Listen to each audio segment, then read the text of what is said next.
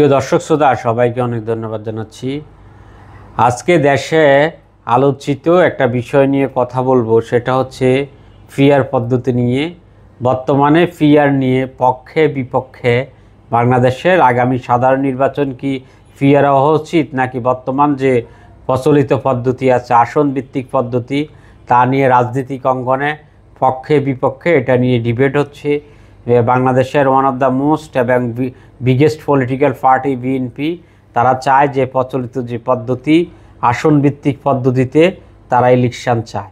আর জামাত এবং চরমোনাই এবং বাম দল এবং হিন্দু মহাজোট সহ অন্য প্রায় অনেক দল বিএনপি ছাড়া তারা ফিয়ার পদ্ধতিতে ইলেকশন চায়। তো আমরা জানি যে মানে ফিয়ার পদ্ধতিতে হচ্ছে যে পলিটিক্যাল পার্টিগুলো যত ভোট পায় তার একটা যে পার্সেন্ট হয় তার হিসাব হয়, আনুপাতিক হারে তারা সংসদে আসন পায়। ফর এক্সাম্পল, কেউ যদি 1% ভোট পায় তাহলে সে 3টি আসন পাবে। এজন্য ছোট যে রাজনৈতিক দল আছে তাদের জন্য ফিয়ার পদ্ধতি ভালো, তাদের সারা দেশের ভোটের একটা হিসাব হয়।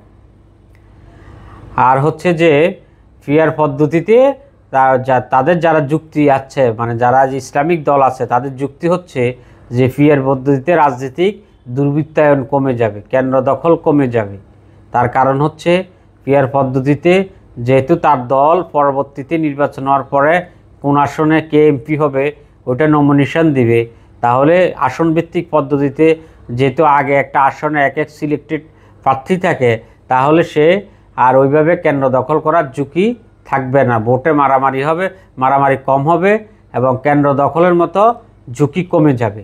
তো আজকে কথা বলে আমরা জানি যে পৃথিবীর 130টিরও বেশি দেশে ফিয়ার পদ্ধতি প্রচলিত আছে। এর মাঝে অধিকাংশই সরাসরি পিয়ার তথা দলীয় তালিকা পদ্ধতি, জাতীয় আঞ্চলিক জেলা পর্যায়ে কেউ মিক্সড পদ্ধতি ব্যবহার করে।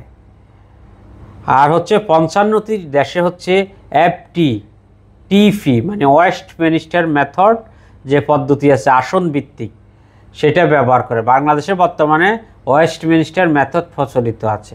তা আমরা জানি যে ব্রিটিশ যে কলোনি কান্ট্রি ছিল আগে, ব্রিটিশ কলোনি কান্ট্রিতে বেশি ওয়েস্টমিনিস্টার মেথড প্রচলিত আছে ব্রিটিশদের অনুসরণ করে।